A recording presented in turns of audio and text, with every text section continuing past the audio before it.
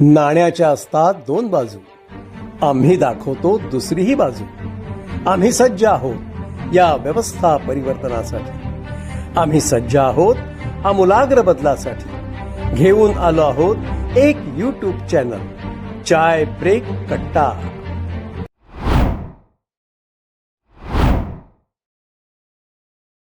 नमस्कार सर्वांचे, चाय ब्रेक कट्टा या यूट्यूब चॅनलवर मनपूर्वक स्वागत करतो. विद्यार्थी मित्रांनो, तुम्हाला माहीतच आहे, आपण प्रत्येक वेळी समाजातील प्रसिद्ध आणि मान्यवर व्यक्तींना आपल्या या कट्ट्यावर आमंत्रित करत असतो. कारण आपण समाजाचा काहीतरी देणं लागतो हा हेतू ठेवून आपण विविध प्रकारचे समाजातील समस्यांचा आपण उजाळा देण्याचं काम करत असतो. त्याच अनुषंगाने आज आपल्या स्टुडिओमध्ये एक सुप्रसिद्ध व्यक्तिमत्व माननीय डॉक्टर श्रीकांत पाटील सर उपस्थित झाले. नमस्कार सर. नमस्कार. आज समाजापुढे खऱ्या अर्थानं गरज आहे ते कौशल्य. कौशल्य म्हणजे काय हा एक समाजापुढे असलेला मोठा प्रश्न आहे आणि त्यावरच बोलण्यासाठी आज सरांना आपण या ठिकाणी आमंत्रित केलं आहे. तत्पूर्वी सरांचा अल्पसा परिचय करून देतो. Sir doctor Shrikant Patil, professor and director lifelong learning and extension, Sant Gadgebaba Amravati विद्यापीठ. सरांचं अतिशय उत्कृष्ट कार्य आहे अमरावती विद्यापीठामध्ये आणि सर संपूर्ण अमरावती विद्यापीठ परिक्षेत्रामध्ये अतिशय प्रमुख व्यक्तिमत्व किंवा प्रसिद्ध व्यक्ती म्हणून ओळखलं जातं. सरांना राष्ट्रीय सेवा संचालक असताना संत गाडगेबाबा अमरावती विद्यापीठ तेव्हा सरांना राष्ट्रपती पुरस्कारसुद्धा प्राप्त झालेला आहे. असं मोठं व्यक्तिमत्व आज आपल्या स्टुडिओमध्ये या ठिकाणी उपस्थित आहे. तर आपण आज सरांशी मनमोकळेपणाने चर्चा करूया. आज आपण सरांना कौशल्य विकास विद्यार्थ्यांसाठी खरंच आवश्यक आहे का या विषयावर आपण चर्चा करणार आहोत. नमस्कार. नक्कीच आज खूप मला आनंद झाला की या चर्चेमध्ये मी सहभागी होऊ शकलो. सर्वप्रथम जसा प्रश्न विचारला गेला की कौशल्य विकास म्हणजे नेमकं काय. विद्यार्थी जीवनामध्ये शिकत असताना खऱ्या अर्थानं आपण विद्येचं हे चिंतन करतो. सर्वप्रथम त्याचं नंतर मंथन केल्या जाते आणि मंथन केल्यानंतर त्याचं सर्जन होतं आणि सर्जन झालं की मग ते खऱ्या अर्थानं जीवन हे निर्माण होतं असं म्हणतात. परंतु आजच्या धगाधगीच्या जीवनामध्ये हे तर आपण करतोच आहे. परंतु या राष्ट्रीय नवीन जे एज्युकेशन पॉलिसी आली आहे त्या शैक्षणिक धोरणानुसार 2020 असा जे 2020 अशी जी पॉलिसी आहे त्या पॉलिसीच्या अंतर्गत आपण आता सगळे मार्क जाऊन त्या ठिकाणी क्रेडिट आलेले आहे आणि हे क्रेडिट अर्न करत असताना वेगवेगळ्या गोष्टी त्याच्यामध्ये सांगितल्या गेलेल्या आहेत. आणि म्हणून जसं आपण ग्रॅज्युएशनला जर पाहिलं तर पहिल्या वर्षी आपल्याला सर्टिफिकेट मिळणार आहे, दुसऱ्या वर्षी डिप्लोमा मिळणार आहे आणि तिसऱ्या वर्षी नंतर ते डिग्री मिळणार आहे. तुम्ही कधीही याच्यामध्ये भाग घेऊ शकता. म्हणजे सर्टिफिकेट कोर्स केला आणि त्याच्यानंतर जर तुम्ही 2-4-6 महिने 1 वर्ष गॅप ठेवली नंतर तुम्ही डिप्लोमा करू शकता. डिप्लोमा झाल्यानंतर तुम्ही डिग्री घेऊ शकता. यामध्ये क्रेडिट दिलेले आहेत आणि खऱ्या अर्थानं हे क्रेडिट जे आहे हे कौशल्य विकासावर फार मोठ्या प्रमाणात यावर्षी आपल्याला अर्न करावे लागणार आहे. कोणताही विद्यार्थी असो, तो ग्रॅज्युएट असो किंवा 12वी झालेला असो, कुठेतरी त्याला कौशल्य हे प्राप्त झालं पाहिजे. आणि म्हणून जो हा कौशल्य विकासाचा जो नारा दिला गेला आहे तो याचाच अर्थ असा आहे. सुरुवातीला कसं होतं की ग्रॅज्युएट झाल्यानंतर किंवा पोस्ट ग्रॅज्युएट झाल्यानंतर इझिली आपल्याला नोकऱ्या मिळत होत्या. परंतु लोकसंख्या वाढली, विद्यार्थी वाढलेच, कॉलेजेस मोठे वाढलेत, त्याच्यानंतर नवीन प्रकारचे अभ्यासक्रम आले आणि ह्या अभ्यासक्रम पूर्ण केल्यानंतर त्याच्यामध्ये जर कौशल्य नसेल तर तो कौशल्य आपलं दाखवून नोकरी मिळू शकत नाही असा आजचा ट्रेंड आलेला आहे. आणि म्हणून खऱ्या अर्थानं जसं सरांनी विचारलं की कौशल्य विकास म्हणजे नेमकं काय. मित्रहो, हा कौशल्य विकास हा 2 प्रकारचा असतो असं मला वैयक्तिक वाटतं. पहिलं की वैयक्तिक कौशल्य म्हणजे त्याला आपण सॉफ्ट स्किल म्हणतो. या सॉफ्ट स्किलमध्ये चांगलं तुम्हाला बोलता आलं पाहिजे, चांगलं तुमचं आचरण असलं पाहिजे, चांगलं तुमचं राहणीमान असलं पाहिजे. जिथे जे गोष्ट आपल्याला करायची आहे त्या गोष्टीमध्ये तशा प्रकारचं ड्रेससुद्धा आपला तसा असला पाहिजे. नाहीतर एखाद्या वेळेस आपण कॉलेजच्या पिरियडला आलो आणि टी शर्ट आणि जीन्स पॅन्ट घालून आलो तर तो विद्यार्थी म्हणून शोभणार नाही. स्पोर्ट्स जेव्हा येतो किंवा एखादा खेळ आपण खेळतो त्यावेळेस मात्र आपण टी शर्ट घालून खेळलं पाहिजे हे अपेक्षित आहे. आणि म्हणून वैयक्तिक कौशल्य याच्यामध्ये एक सॉफ्ट स्किल येतं आणि याला आपण वैयक्तिक कौशल्य किंवा सॉफ्ट स्किल असं अशा प्रकारचं म्हणतो, ते डेव्हलप करणं फार जरुरी आहे. आणि दुसरं महत्त्वाचं म्हणजे कौशल्य विकास, जसं आपण म्हटलं ते आहे स्किल डेव्हलपमेंट. म्हणजे कौशल्याविषयीचा विकास आपला झाला पाहिजे. एखादा कारागीर असेल किंवा एखादा आपण असं म्हणू वेल्डर असेल, तर तो वेल्डिंग करताना इतकं परफेक्ट वेल्डिंग आलं पाहिजे की त्याच्यामध्ये असं वेल्ड करताना कुठे असे धब्बे किंवा असे एखादा गोळा त्या वेल्डिंगवरती आला आहे असं प्लेन वेल्डिंग त्याला करता आलं पाहिजे. ते म्हणजे खऱ्या अर्थानं कौशल्य. ते आपल्याला कुठून मिळेल तर ते जसं ITIमध्ये वेल्डरचा डिप्लोमा आहे किंवा एखादा सर्टिफिकेट कोर्स आहे, ते करत असताना प्रॅक्टिकल करून आपण ते जे आहे पूर्ण करू शकतो. आपलं जे काही आपल्याला स्किल डेव्हलप करायचं ते आपण पूर्ण करू शकतो. आणि अशा स्किल ज्यांचं डेव्हलप होतो अशाच विद्यार्थ्यांना आता नोकरीच्या संधी आहे. तुमच्याकडे कितीही एज्युकेशन असलं, तुमच्याकडे कितीही प्रकारच्या डिग्रीज असल्या, तुमच्याकडे कितीही प्रकारचा लग्गा असला, पण जोपर्यंत आपलं स्किल दाखवणार नाही तोपर्यंत त्याला नोकरीही मिळणार नाही. आणि म्हणून खऱ्या अर्थानं कौशल्य विकास करणं ही काळाची गरज आहे असं मला वाटतं. निश्चितच सर, बरोबर. कारण सर आज खऱ्या अर्थानं कौशल्याची गरज आहे. कारण की आपण जी समाजामध्ये पाहतो की विद्यार्थी शिक्षण घेतात पण त्यांच्यामध्ये स्किल नसतं, जॉब टिकवता येत नाही. खऱ्या अर्थानं त्या गोष्टीची आपल्याला आज काळाची गरज आहे. सर आता मला तुमचा पुढचा प्रश्न आहे की विद्यार्थी जीवनामध्ये कौशल्य विकासाचे महत्त्व काय आहे? हा खूप चांगला प्रश्न आहे विद्यार्थ्यांसाठी. निश्चितच जसं मी पहिल्यांदा सांगितलं की स्किलचे दोन प्रकार आहेत, एक सॉफ्ट स्किल आणि एक निश्चितच जसं मी पहिल्यांदा सांगितलं की स्किलचे दोन प्रकार आहेत, एक सॉफ्ट स्किल आणि एक स्किल डेव्हलपमेंट. म्हणजे तुम्ही काय करता याची सचोटी.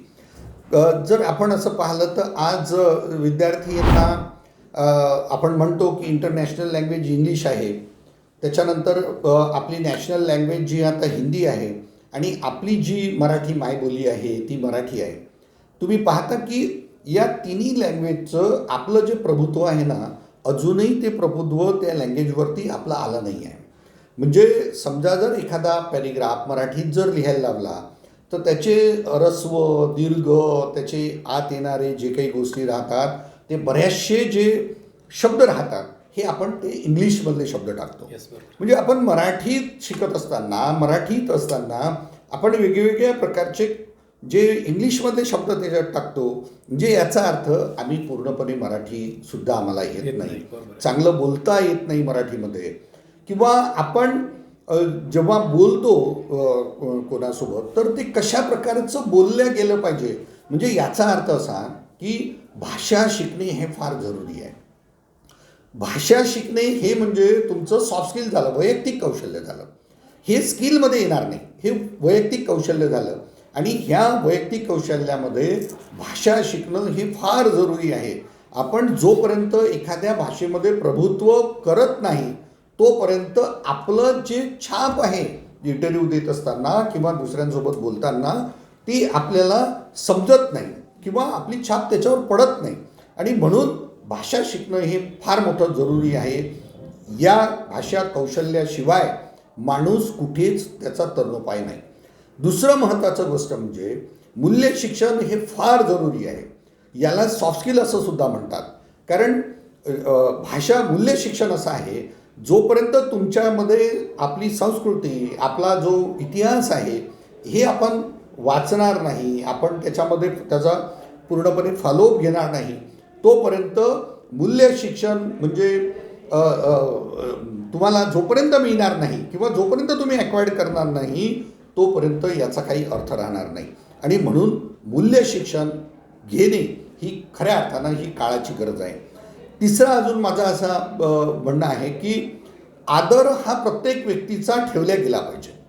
आदर अनादर म्हणजे ह्या दोन गोष्टी आहे ना, ह्या सुद्धा स्किल सॉफ्ट स्किलमध्ये येतात. एखाद्या व्यक्ती आपल्यापेक्षा मोठा असेल तर त्याचं आदरानं कसं त्याच्यासोबत बोललं पाहिजे. आपण जरी श्रीमंत असलो तरी ते श्रीमंत माणूस बोलत असताना त्याची श्रीमंती न दाखवता तो जो ग्राउंड लेवलवरतून ग्रास लेवलवरतून जो वर आलेला आहे त्याचा जो आदर आपण त्यांनी केला पाहिजे. अशा प्रकारचा आदर ज्याच्यामध्ये असेल तो निश्चित रूपाने तुम्हाला सांगतो कुठे ना कुठे मोठ्या झाल्याशिवाय राहणार नाही, कुठे ना कुठे चांगल्या जॉब त्याला मिळाल्याशिवाय राहणार नाही किंवा एखादा मोठा माणूस त्याला ओळखल्याशिवाय राहणार नाही.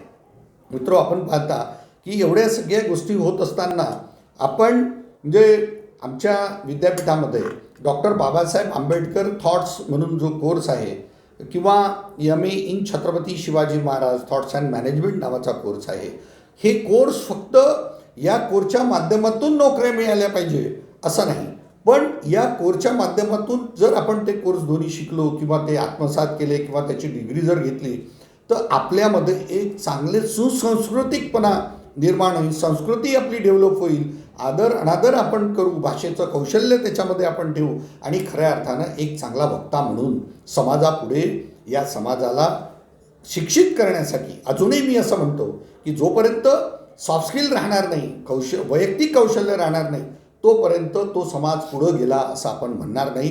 आज तुम्ही पाहता की किती हे सगळे लोक रील्स बनवतात, ते तितके घाणेरडे शब्द वापरतात, मायबहिणीवर शिव्या देतात आणि हे खऱ्या अर्थानं वैयक्तिक स्किल आहे का आपलं? नाही. आणि म्हणून सॉफ्ट स्किल डेव्हलप करत असताना या गोष्टी आपण जाणून बुजून ह्या केल्या पाहिजे. जोपर्यंत आपण हे करणार नाही तोपर्यंत सॉफ्ट स्किल आणि स्किल डेव्हलपमेंट यातला आपला फरक तो राहणार नाही. आणि म्हणून ह्या दोन गोष्टी ज्या आहे, पहिलं म्हणजे वैयक्तिक विकास सॉफ्ट स्किल आणि दुसरं कौशल्य विकास म्हणजे स्किल डेव्हलपमेंट, ह्या गोष्टी आपण निश्चितपणे आत्मसात करायलाच पाहिजे असं माझं वैयक्तिक मत आहे. निश्चितच सर, कारण की समाजामध्ये जीवन जगत असताना आपल्यासमोर असंख्य अशी उदाहरणं येतात की मुलांमध्ये किंवा मुलींमध्ये ते आदर राहिला नाही, मोठ्या व्यक्तींचा आदर करत नाहीत. म्हणून सर्वात पहिली गोष्ट की व्यक्तिमत्व विकास घडणे गरजेचं आहे आणि त्याला आपल्या कुटुंबातून सुरुवात झाली पाहिजे, शाळा स्तरावर सुरुवात झाली, कारण की आपण कॉलेज लेवलवर शिकवतो, इथं आल्यानंतर विद्यार्थ्यांशी संवाद साधताना आपल्याला तो अनुभव येतो आणि आपण त्या क्षेत्रामध्ये कार्य करत आहोत. निश्चितच सर माझा पुढचा तुम्हाला प्रश्न आहे की विद्यार्थ्यांसाठी कौशल्य शिकणे महत्त्वाचे आहे का? निश्चितच. जर कौशल्य विकास स्किल डेव्हलपमेंट माझं असं म्हणणं आहे की याच्यामध्ये नेहमी आम्ही विद्यार्थ्यांवर अरे तू कौशल्य विकास तुझा झाला पाहिजे, स्किल तुझं डेव्हलप झालं पाहिजे, नेमकं हे विद्यार्थ्यांना समजत नाही. आणि म्हणून मला असं म्हणायचं आहे की जे काही आपले विद्यार्थी आहेत, एका वर्गात असतील, एका वर्गात 80 विद्यार्थी असतील, एका वर्गात 100 विद्यार्थी असेल, तर ते क्लास टीचरनी ते विद्यार्थी बायफर्गेट केले पाहिजे.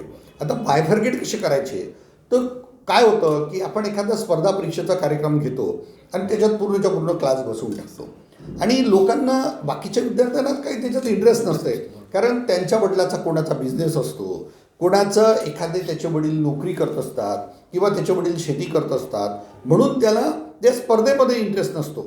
आणि म्हणून खूप हुशार जे विद्यार्थी, आणि तुम्हाला माहीत आहे की हुशार विद्यार्थी सॉर्ट आऊट करणं फार मोठी गोष्ट नाही.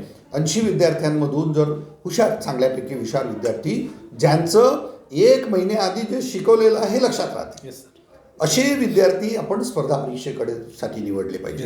म्हणजे समजा फॉर एक्झाम्पल 80 विद्यार्थ्यांमधून जर 20 विद्यार्थी आपण स्पर्धा परीक्षेसाठी निवडले असतील तर त्यांना फक्त स्पर्धा परीक्षेसाठीच आपण प्रमोट केलं पाहिजे, तयार केलं पाहिजे.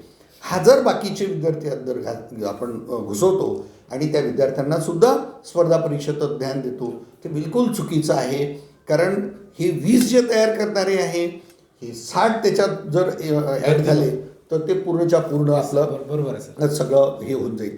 आणि दुसरं म्हणजे या आता एक्झाम्पल म्हणून आपण घेऊया, 80 विद्यार्थ्यांमधून 20 स्पर्धा परीक्षेसाठी गेले, मग राहिलेले 60 विद्यार्थी, हे 60 विद्यार्थी आपण डेव्हलप करत असताना यांच्याकडे काय स्किल आहे, म्हणजे एखादा तो सुताराचा जर पोरगा असेल, एखाद्याच्या घरी वेल्डिंगचा असेल, तो वेल्डिंग करणाऱ्याचा जर पोरगा असेल, किंवा एखादा जर सेल्समॅनचा पोरगा असेल, तर मग त्याच्याकडे वेगळं स्किल आपण त्याच्या दिलं पाहिजे, त्याच्या मेहनतीनं ते स्किल दिलं पाहिजे. तो कारागीर बनवण्याचं काम त्या माध्यमातून आपण केलं पाहिजे. तुम्हाला 100% सांगतो की स्किल जे आहे ना, तुम्ही आता मला असं वाटते घर बांधलं असेल किंवा आपलं हे कॉलेजमध्ये जेव्हा आपण कॉलेज तयार करत असताना बिल्डिंग बांधतो त्यावेळेस तुम्ही पाहता की हे सगळे लेबर कोणते आहेत, कोणत्या जे कास्ट आहे मी कास्टवर जाणार नाही, पण जनरली Background बॅकग्राऊंड त्यांचं हे सगळे मुस्लिम लोक येतात आणि ते काय करतात, ते त्यांच्या हाताखाली हेल्पर राहतो आणि तो फक्त टोपले द्यायचं काम करतो आणि मेन जो कारागीर आहे तो कवच्यानी ते प्लास्टर तुमचं करतो. काही दिवसांनी तुम्हाला असं दिसतंय की तो जो टोपले देणारा जो पोरगा आहे ना तो आता प्लास्टर करण्याचं काम करतो. आणि म्हणून ही कारागीर जे आहे ना हे तयार करण्याचं काम हे काही एका दिवसात होत नाही. मग असे विद्यार्थी सॉर्टिंग करून आपण त्याचे कारागीर बनवण्यासाठी, जर सुताराचा पोरगा असेल तर तो त्याच्या कामासाठी डेव्हलप झाला पाहिजे. इतक्या सगळ्या इन्फ्रास्ट्रक्चर्स तयार होऊन राहिलेलं आहे. तुम्हाला स्पेस वूड म्हणून एक कंपनी आहे नागपूरला, इतकी मोठी कंपनी आहे ती की सगळ्याच प्रकारचं तुमच्या घरी येऊन ते डिझायनिंग करतात. एवढं असताना सुद्धा तुम्हाला जर चांगला सुतार घरी आणून जर एखादं काम करायचं असेल तर तुम्हाला कमीत कमी 15 दिवसाचं वेटिंग लागतं. म्हणजे याचा अर्थ असा की आपल्याकडे कौशल्य असणारे जे काही कारागीर आहे हे उपलब्ध नाही. आणि म्हणून त्या 60मधून आपल्याला शोधावं लागेल की नेमके याच्यामध्ये किती लोक आपल्याला त्या दृष्टीनं, आणि तशा प्रकारचं ट्रेनिंग त्याला द्यावं लागेल. त्याला विचारावं लागेल, बाबा तुझ्यात कशात इंटरेस्ट आहे, तुला वेल्डिंगमध्ये इंटरेस्ट आहे का, फिल्टरमध्ये इंटरेस्ट आहे, प्लंबिंगमध्ये इंटरेस्ट आहे की सर्वे करण्यामध्ये इंटरेस्ट आहे किंवा सुतारकाम करण्यामध्ये इंटरेस्ट आहे. तशा प्रकारची पोरं आता इंटर्नशिप याच्यात आलेली आहे.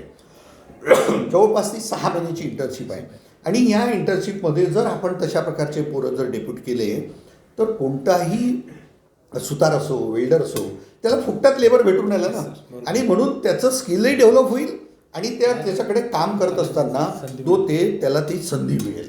म्हणून असे पोरं आपण सॉर्ट केले पाहिजे. त्याच्यानंतर तिसरी महत्त्वाची गोष्ट, काही लोक त्याच्यामध्ये असे असतात की त्यांना उद्योग करायला असं वाटतं. इतक्या या गव्हर्नमेंटच्या म्हणजे जे भारत सरकार जे आहे, मोदी साहेबांचं जे गव्हर्नमेंट आहे, अनेक प्रकारच्या संधी, म्हणजे मला तर आश्चर्य वाटतंय की काय योजना मोदी साहेबांनी आणल्या की या योजनेमधून अनेक प्रकारचे उद्योजक तयार झाले. स्टार्टअप हे नावाची खूपच मोठी गोष्ट आहे. म्हणजे स्टार्टअप जेव्हा साहेबांनी सुरू केलं तर तुम्हाला सांगतो की अनेक लोक त्याच्यामध्ये खूप चांगल्या तऱ्हेने नवीन त्यांनी प्रयोग करून आणलेले आहे. करोना काळामध्ये इंजिनियर आपल्या भागातले पोरं जेव्हा पुण्याला गेले आणि करोना लागला त्यावेळेस नोकऱ्या सगळ्यांच्या गेल्या, ते लोक वापस आले. तुम्हाला चिखलीच्या इंजिनियरचं एक 5-6 इंजिनियर म्हणून त्यांनी शेती केली तिथे. आता ते पोरं एक्सपोर्ट करत आहे. म्हणजे करोनाने सुद्धा आपल्याला स्वतःच्या पायावर उभं करण्याचं शिकवलं, स्किल दिलं त्यांनी, आणि ह्या स्किलच्या भरोशावर खूप मोठी क्रांती झाल्याशिवाय याच्यामध्ये राहणार नाही. म्हणून मला असं वाटते स्किल डेव्हलप करत असताना कमीत कमी त्यांच्यामध्ये असणारा जो गुण आहे तो हेरून तशा प्रकारचं डिस्ट्रीब्युशन झालं पाहिजे, तरच आपण त्या विद्यार्थ्यांचं स्किल डेव्हलप करू शकतो. अदरवाईज काय होईल की गधे घोडे एकत्र जर तुम्ही आणले तर त्याच्यामध्ये काही उपयोग त्याचा होणार नाही. आणि म्हणून मला असं वाटते की या बाबतीमध्ये आपण त्याचा विचार नक्की करायला हवा. महाविद्यालयामध्ये त्याचा विचार झाला पाहिजे, 12वी नंतरच विचार झाला पाहिजे. आणि या कौशल्य विकासाचा खरा जर धागा असेल तर ते महाविद्यालयातलं शिक्षण घेत असताना नॅशनल एज्युकेशन पॉलिसी जी आपली आहे 2020 त्या नॅशनल एज्युकेशन पॉलिसीनी आपल्याला खूप काही दिलेलं आहे. आणि तशी जर पॉलिसी जर ॲडॉप्ट नसती झाली तर हा जो महापूर आहे, जो सुशिक्षित बेरोजगारांचा, हा प्रचंड मोठा झाला असता आणि गावच्या गावं याच्यामध्ये वाहत गेली असती. आणि सगळी जर विद्यार्थी जर बेभान झाले तर ते काय करू शकतील याचा काही अंदाज नाही. आणि म्हणून मला असं वाटते की कौशल्य विकास ही काळाची गरज आहे. निश्चितच सर, कारण की तुम्ही जसं म्हणता की कौशल्य विकास काळाची गरज आहे. कारण की आज वर्गवारी जर केली नाही, आपण त्याचा गट जर करून ठेवला नाही तर आपण निश्चितच कचरा म्हणता येईल किंवा त्याला घोळका म्हणता येईल आपण पुढे नेऊ आणि जो स्किल असते ते खाली राहील. निश्चितच सर, यानंतरच आपण पुढच्या भागात घेऊ आणि आपण थांबूया. नंतर ब्रेकनंतर सरांशी परत चर्चा मारूया.